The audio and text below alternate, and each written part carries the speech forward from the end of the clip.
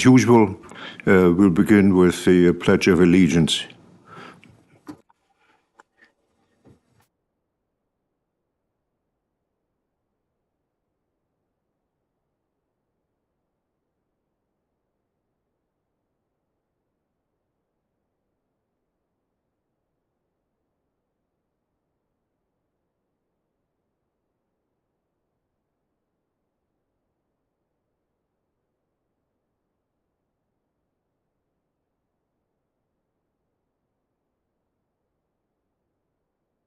All right.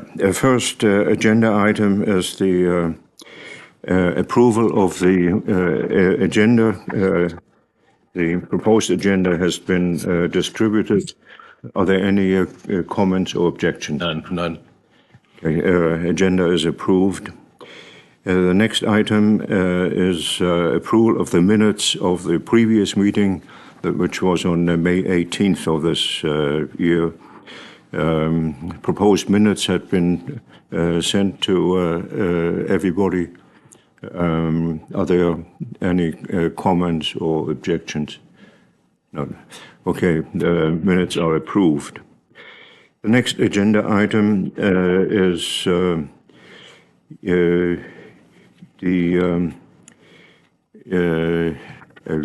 view at the public disclosure statements that were filed by the affected officials. And we already took a preliminary look at the previous meeting. Yes. And there were a few delinquencies, including one from council member, Mr. Duval.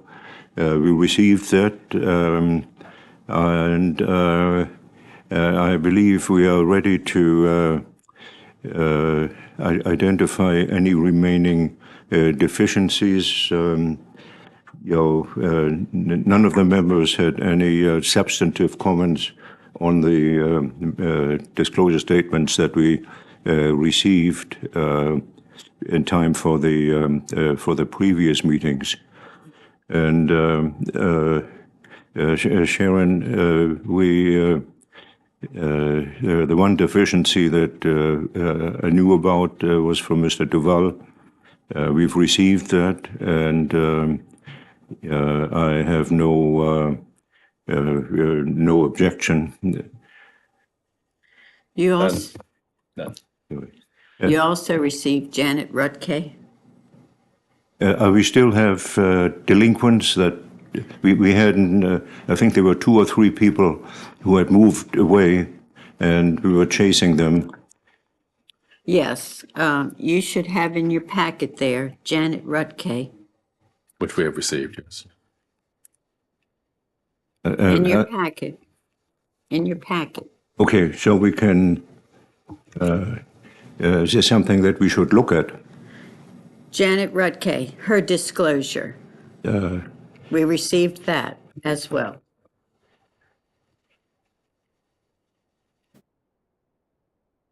Find it. Oh, I see it. Yeah. Yeah.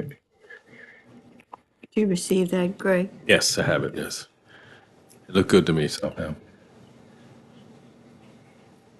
Yeah, Rutke.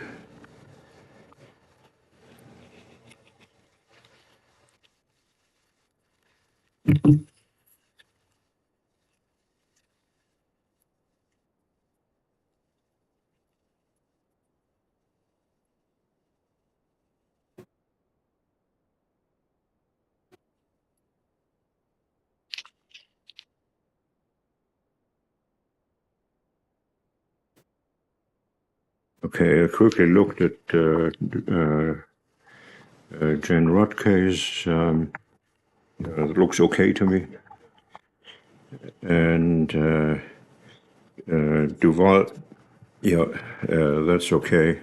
So, are there any remaining delinquencies? Yes, Victor Guido, but I sent him out another request for him to fill out. But This has happened before. just because people leave, and we have altogether about 35 persons who must file these statements. About half of them are members of the volunteer commission, such as this one, and there is a certain turnover, people move away, and so on.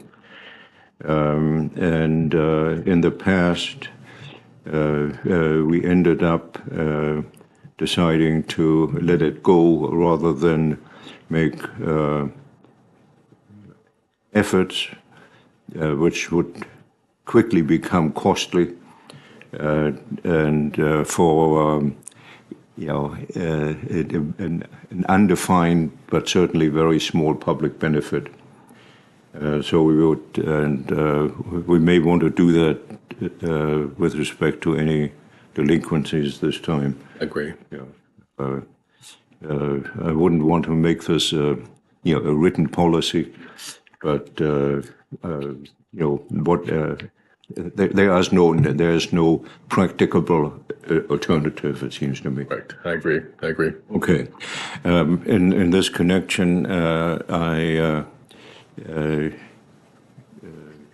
later at the meeting, I want to get back to the disclosure statements, in particular, the determination of who should and should not be be covered, and that is item 4D of the agenda.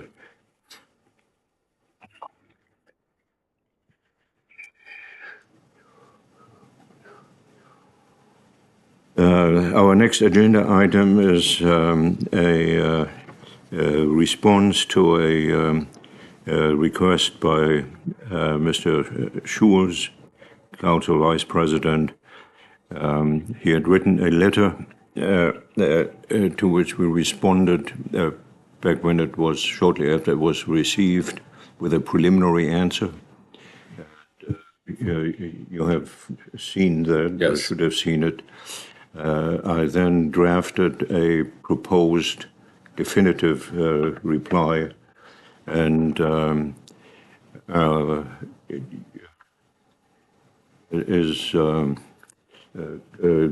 Greg, do you have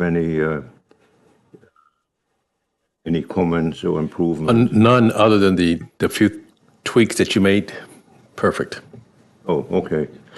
All right.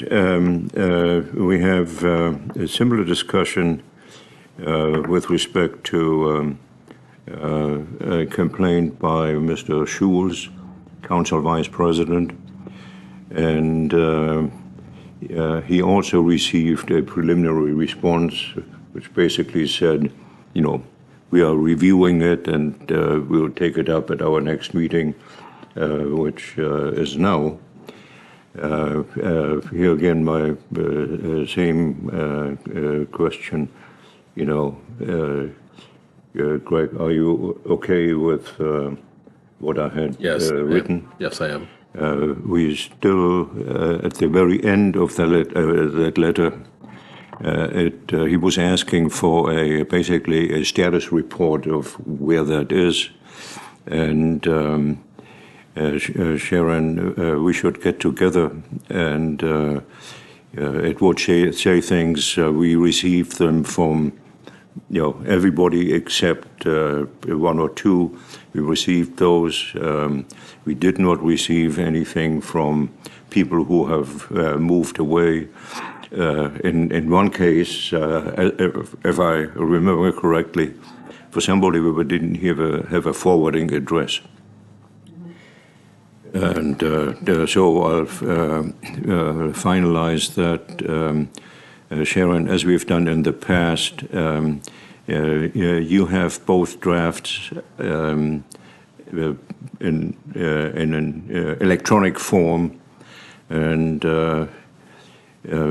we might want to, in fact, maybe we can do that if we have time after this meeting to complete the last paragraph, and then if you could then arrange to have it all printed out in town letterhead I'll come by and sign it.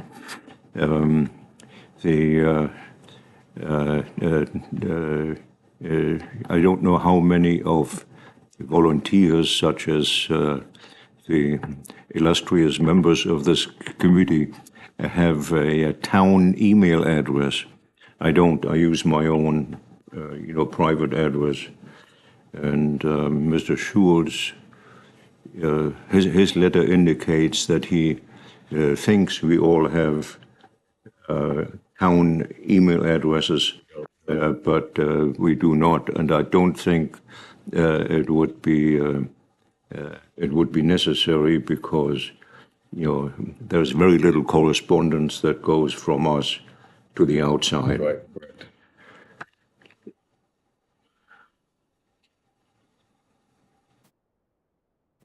Next item, it's for D. Taking action relating to identification of town officials who should be subject to the public disclosure requirements. And I get a moment to dig out my paperwork on that.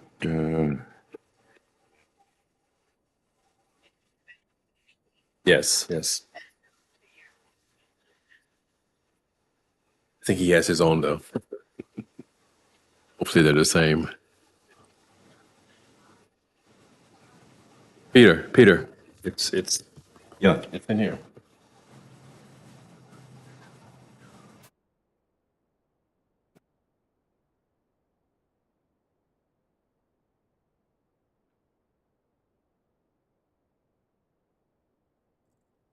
That's You didn't have it. here we are. Got it. Okay.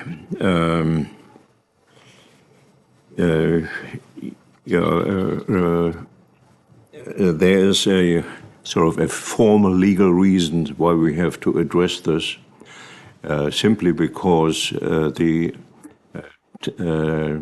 ethics ordinance, as it's now written, identifies the filers by a job title or job description. And that catalog no longer matches the reality that exists. Now, and to make any changes there, it would require technically an amendment of the ordinance. And that in turn means that we have to send the proposed amendment to the town, to the State Ethics Commission, the legal department, for approval. Even if the council approves it, it does not become effective until we have that state approval. And in the past, our practice has been that we first clear it with the town management. If the mayor tells us, yes, I'm satisfied that the council will approve, then we'll send it to the state committee, state election, state ethics commission, the legal department. And if they sign off on it, we can go back to the town and say, go ahead and vote. This is the least labor-intensive process. I suppose we will do that again. I had a brief discussion with the town administrator about a week or two ago, about this this process, and she seems satisfied with it. This is not a new subject. We've discussed revisions of the proposals for revisions of the ordinance at great length, and in fact we have a long catalogue of small corrections and other edits. We didn't take formal action because there was a glitch involving, we lost our legal counsel. She passed away. Took a while to get new counsel. I asked the new counsel to review our draft, and he said, "No, that's not really my job. Amending the town charter, that's something for the town attorney, and my job involved other matters, and I believe no such other matters have come up, which is why council was not invited to be at this at this meeting. Our proposal that is embedded in our draft amendment or draft of the amended ordinance. It would provide that each year the town administrator would go out, create the catalog of the people who would be disclosure filers, and and that catalog would be updated yearly. That process will not be feasible. I ran it by the administrator, and she says, "Oh no, I don't want to do that. That is the job of the Ethics Commission." Right. Our reply to that was, we really don't know who does what at the among the town employees and office holders, other than the elected officials. And in order to move this along, we developed a catalog of criteria to decide whether somebody should or should not be subject to this requirement. It's in and of itself a very good catalog. It's quite comprehensive, but I think it would it would cast the net wider than would really be necessary or sensible. And in a way, it's a chicken and egg problem. We would have to come up with a tentative list, go to the town and say, well, we think these and those people. But it gets back to the very beginning of this dialogue we've been having with the town management. Is there is an assistant to the chief of the sewage treatment plant. I don't recall whether he's called the assistant director or deputy or whatever. But we really don't know what this entails. This is just one example. We also don't know. We have a town planner. At least the title was used until a few months ago. May have been changed. Not. And again, it's a lady who is actually an independent contractor. She's not an employee of the town. So she would be in the same category as the lawyers, the town engineer, and other. We had at one time a zoning administrator who was a contractor. We would be running in circles. And what we have on the table now is some kind of a compromise provision. We identify certain officials who should automatically be subject to the disclosure requirement, and those are the officers that are required by state law, which includes first and foremost the elected officials. We know who they are, and we know what they do or fail to do. Then there are a few other officers that are expressly provided for in the town general code.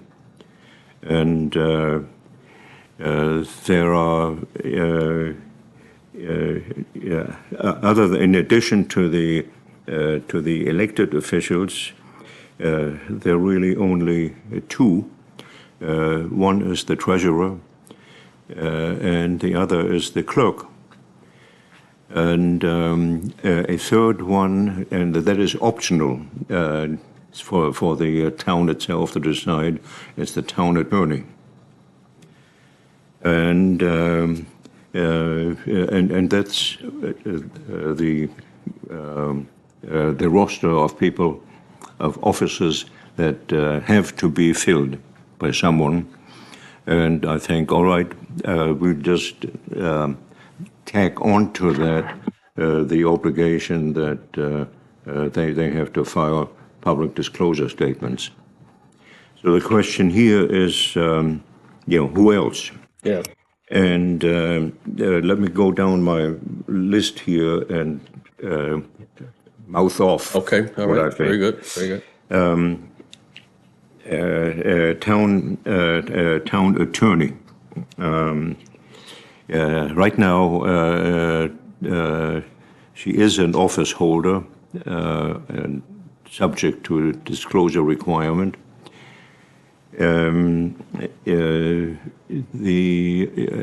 She does not. It's not mandatory under state law that the town attorney is a town official, and I understand the position of the state. The town attorney is an advisor. She doesn't have executive function or budgetary authority, and for that reason, it is, I don't think, necessary that the town attorney be a town officer. The same reasoning also applies to the two other attorneys. Our ordinance currently was that it is the town attorney and any other attorney who is appointed by the mayor. And that's the attorney for this commission and the attorney for the Planning and Zoning Commission. And here again, I'm not convinced that these advisors, your consultants, have to be or should be town officials. So right now, it would be good to have the full membership of the commission. I think 3 heads are more than 50% better than 2 heads.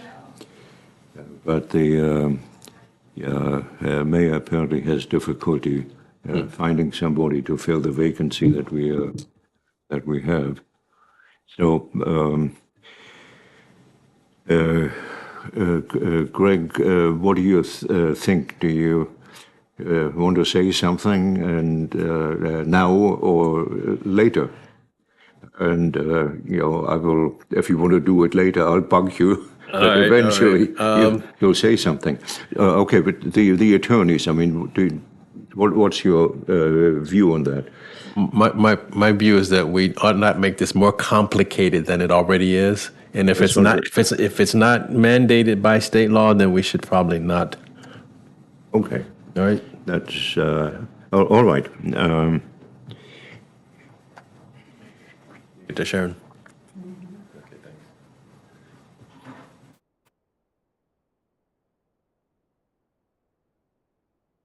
Oh, and certainly there is nothing in the ordinance or in state law, or nor in the State Ethics Commission has published two sample versions of the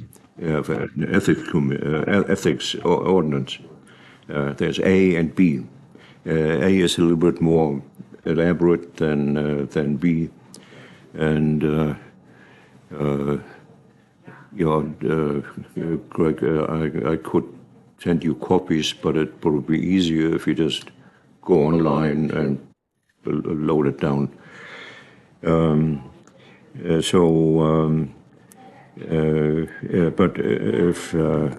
if we are in agreement, that's a decision by this commission, and that's what we will, propose to the council.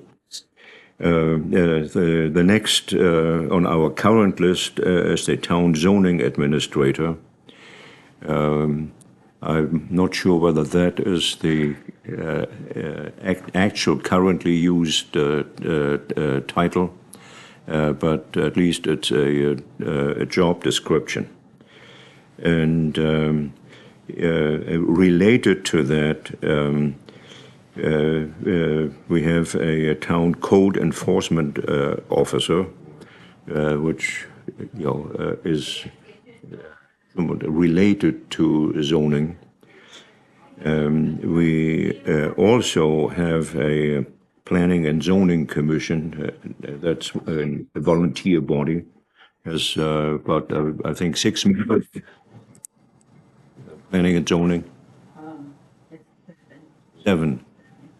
Yeah, that's right.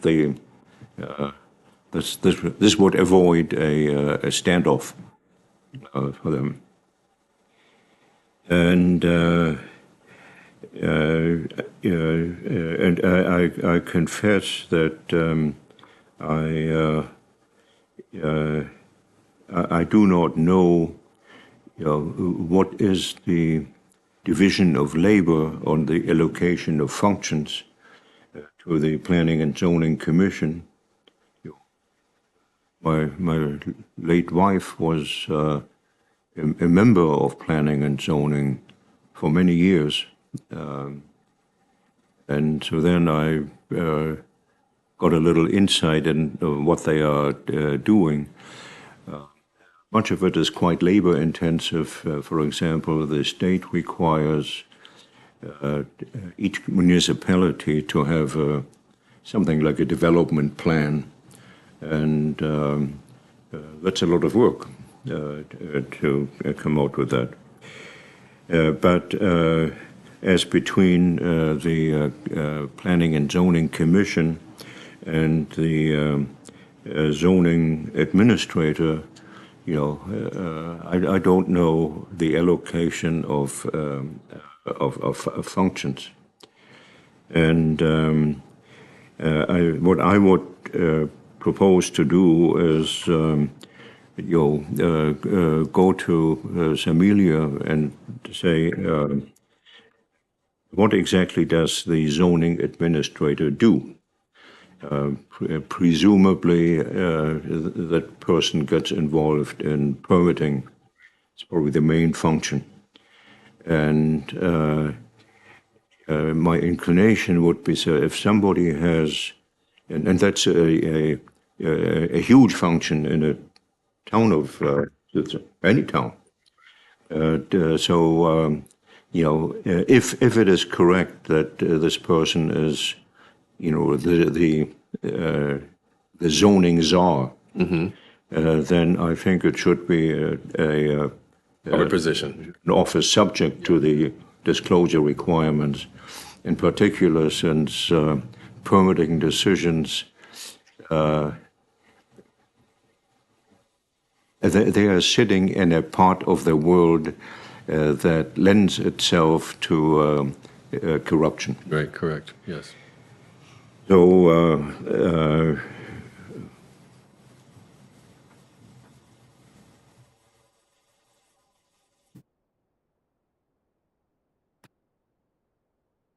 next,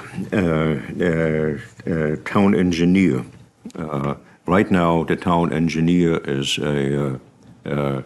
it's a covered position. Right now, the zoning ordinance also requires, Greg, if you have to cast your mind back several months, there's a provision in our ordinance that said if a position is filled by a contract with a firm, then disclosure must be made by the firm itself. Right.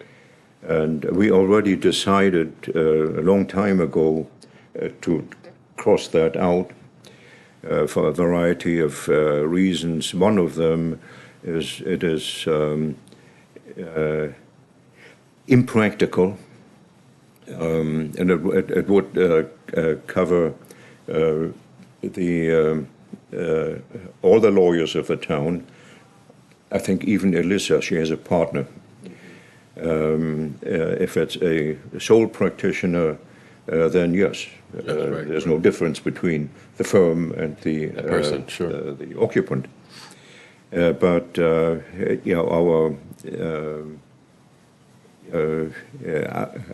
our own counsel is a member of a firm, and I forget there are probably at least 20 lawyers. It's a pretty big outfit. Right. And I lived within big law firms myself for a good many years. And my thinking was, there's no way how a law firm will open up its books to the public. No. Just they won't. And so we should not provoke, a banging of heads where it's not necessary. Correct, yes.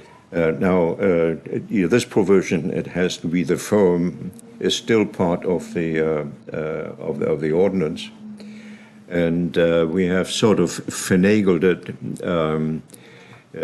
by accepting disclosures which don't contain a dollar amount, but sort of a description. It's the same thing with the infamous, I think it's Schedule H. Schedule H. There's a question. Do you have a relationship, a financial relationship with a government entity of the town, including Chesapeake Beach? And of course, there is. If you are engaged as a lawyer and you bill fees, then that I think would say, that there's a financial relationship here. And we have we did not get specific dollar amounts, just a general description of the financial relationship. Yes, I receive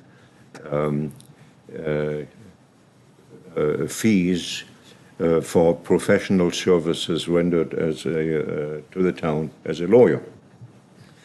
And we've accepted that as an adequate disclosure, even though there's hardly anything disclosed that isn't already apparent. Theoretically, the town lawyer could be someone who does it pro bono, as they call it in the legal fraternity. That means you do it for free. And the rules of the bar associations throughout the country generally encourage licensed lawyers to render services to the poor or widows and orphans without collecting a fee.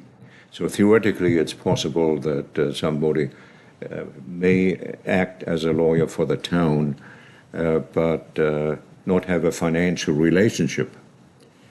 But that would be rare. The town of Chesapeake Beach or any comparable government entity can, by definition, afford to pay its legal fees. We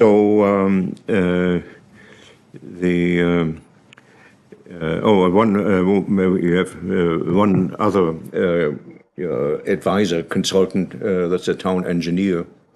Town engineers also, it's an engineering firm. Right. I don't know how many members there are. We have seen at council meetings, one particular individual for many years now. But he's part of a firm, and the question is, should that be an official? My own view is no. It's for the same reason as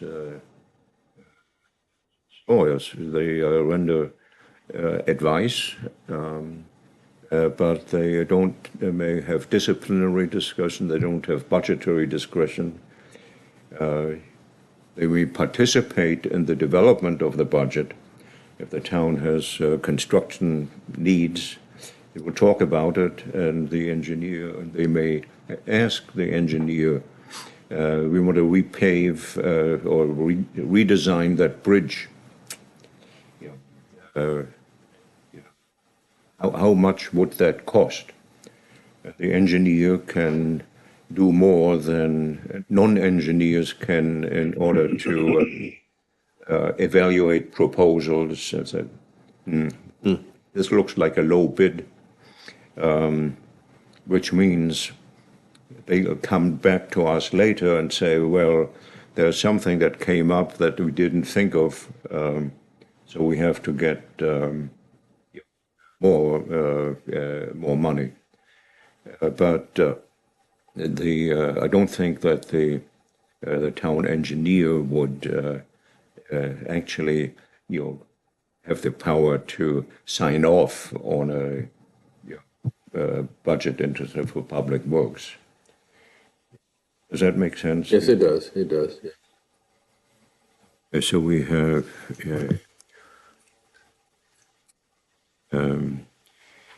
Then a town code enforcement official. I think that code enforcement is a little bit like zoning. Zoning, yes, yes, very much. So we would say, we want that guy to. Our ordinance also refers to all town department directors, and they would be obligated to file. Now, the town, there's only one working unit in the town that is actually referred to as a department, that's Public Works. And they are busy enough. Interestingly, they have water breaks and so on.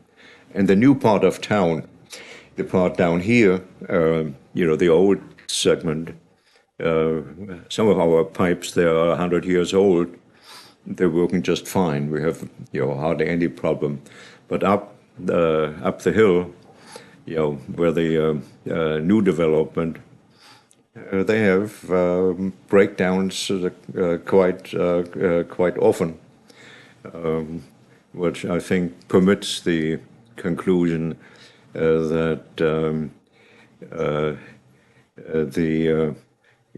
permitting was not tightly structured enough. Contracts with the contractors, the one to build these units and the infrastructure, they should have been pressured to say, okay, you have to warrant this for so many years, and you have to make good on this, and you make good on that. But it is what it is. So department directors, I would strike that entirely. If the town had, sort of a fixed universe of departments, department of this, department, finance, then yes, it would make sense, and we wouldn't have to say anything other than all department directors. But it is an uncertain concept, and I would strike that out and focus on the particular job descriptions or office titles. Function, yes.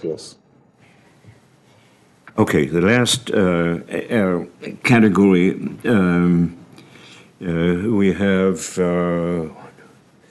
a number of commission boards or commissions. Planning, zoning, planning and zoning. We have a board of appeals, we have a board of elections, and we have the ethics commission. And right now, all members of these bodies have to make disclosures. And I wonder whether that makes sense.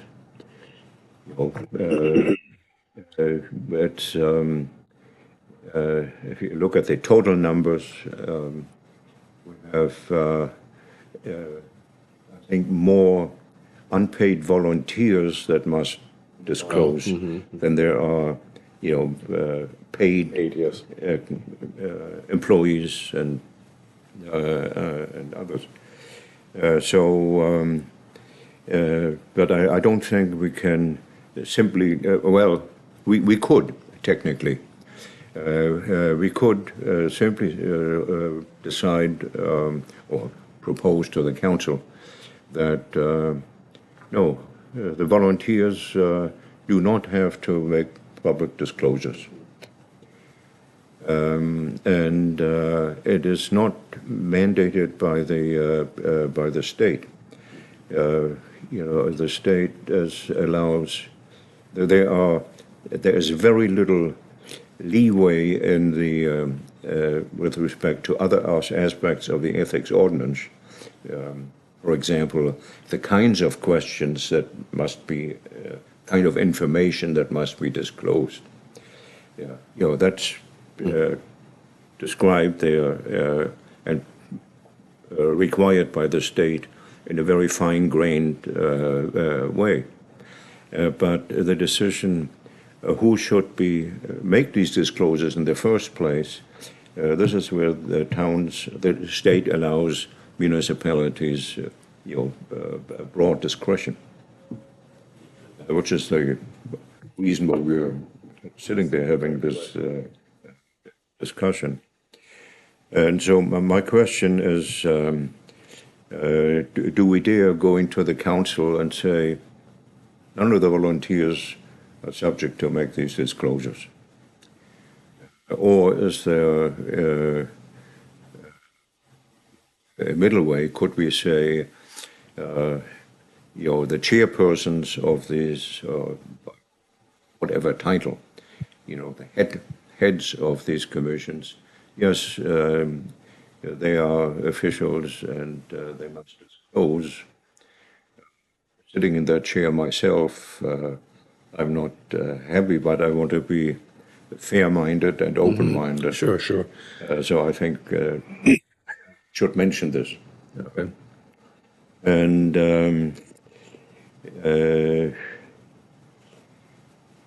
how say you, sir? I say keep it like it is already. Keep it like it is.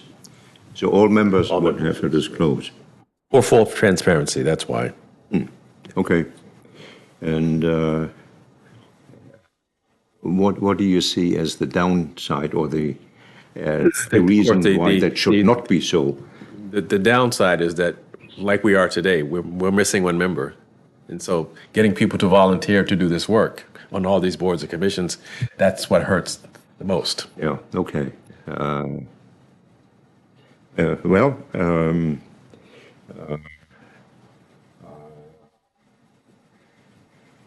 yeah, I'm willing to go along with it. Peter is amenable.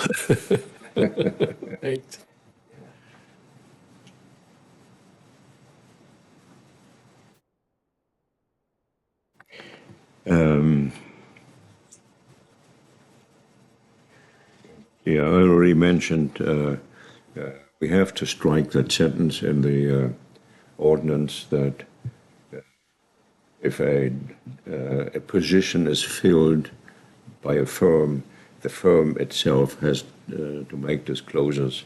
That has not worked. It's not working in the practice.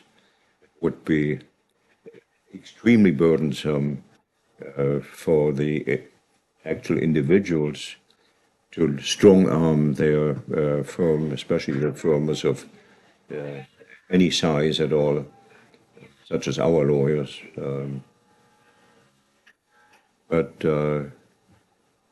I have to speculate, though. I'm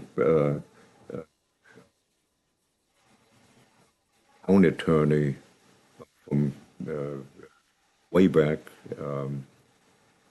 At time, she was a part of a firm, a smallish firm, but there were several lawyers. Now, I believe she only has one partner. But still, yeah, I can see some awkwardness if you have to go to your partner and say, hey, I have to disclose, how much money we make.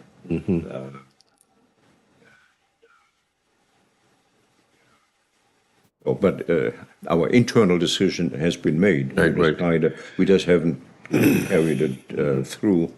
And I was hoping to wait till we can submit all our proposals.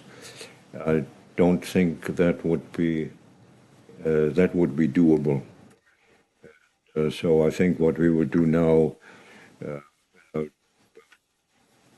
I take a stab at this, take our ordinance as it reads, and make those changes that we just discussed and decided on, and the one which about the firm disclosure that we already agreed And be there. not good, and we'll have that done, and then we can get back to the fine grain editing of the ordinance.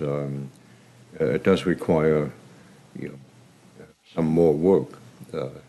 Put a lot of work into it. Sure, yes. Yeah, but I started reading through it and say, have to do more. Also, I'm not happy with the answer we got from our lawyer. He simply said, no, I won't do that for you. You have to take this to the council. Didn't get the same objection from Fred. No. And I think Skip's position not quite reasonable.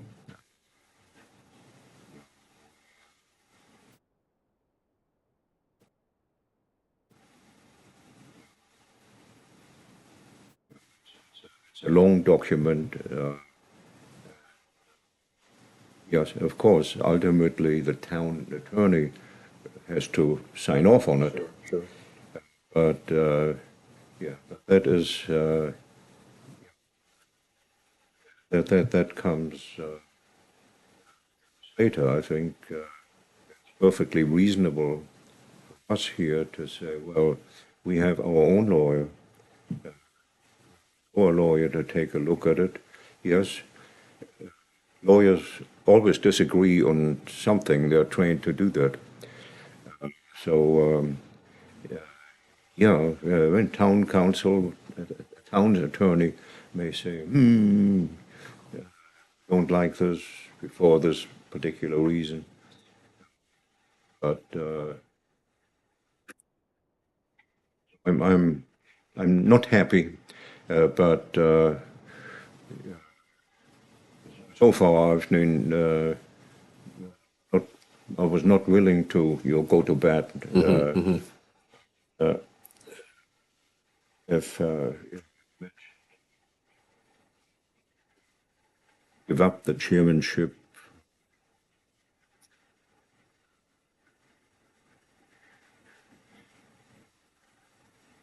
I'm old and weak. But, I'll hang in there until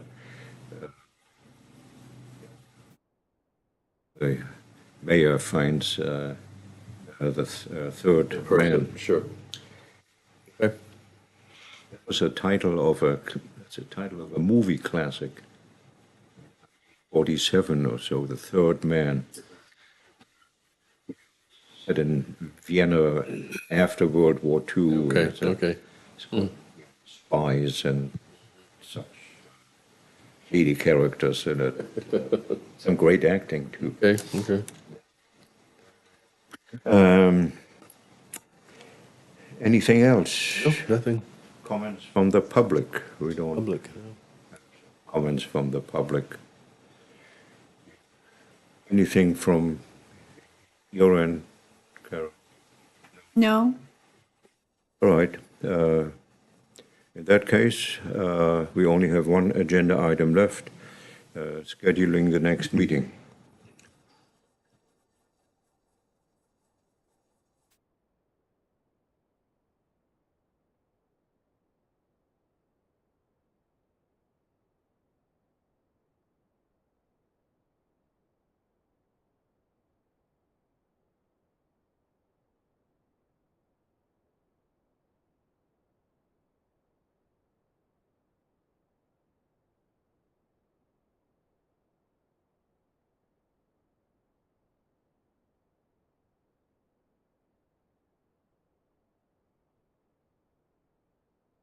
Sometime, Greg, you have to tell us what you're doing for the county.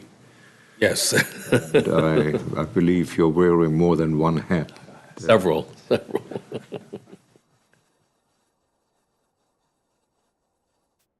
July? July. Is that okay, Sharon? Meeting in July? End of July, okay, all right. What portion of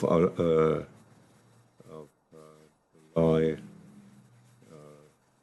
roughly from the 8th until the 12th or 13th, they're about a little over a week, I'll be doing something better. Okay. I'm going fishing. All righty. And in August, middle of August, I'll be gone for about 2 weeks. Of course, we're having a family reunion over in Germany. Okay. Let's do a tentative the 27th. Right. 27th of July. Tentative. Yeah, 20 says,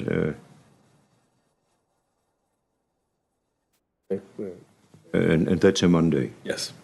Okay.